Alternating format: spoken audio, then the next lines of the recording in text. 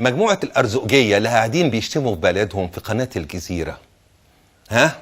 سواء من المذيعين أو من الضيوف المخزعبلين، يا ترى دول متصورين انهم هيرجعوا مصر هيتاخدوا على كفوف الراحة؟ لا والله، على محاكم على طول، على القضاء المصري العادل، عشان تلقوا عقوبة الإعدام على الخيانة العظمى. دي خيانة عظمى اللي بتعملوها، احنا في حالة حرب يا اللي بتتكلموا في قناة الجزيرة. طيب عايز ارجع وبعدين انت يا بتاع الجزيرة اللي بتدي فلوس قطر، الشعب القطري بتديها للضيوف دول، ازاي تدي فلوسك لواحد بيخون وطنه؟ انت تقبل ان واحد يقبل انه يشتم بلده، انه يتهم حكومة بلده بانها سيئة ورديئة وفاشلة؟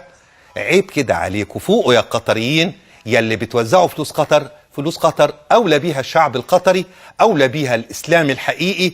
قدموها دعم للأزهر، قدموها دعم للمسلمين الفقراء في بنجلاديش، في ميانمار، في دول كتيرة جدا. طيب. في حاجة لهذه الفلوس، وليت أولئك الكذابين الذين تستعينون بهم بدءا من الأرضاوي إلى آخرين كثيرين. طيب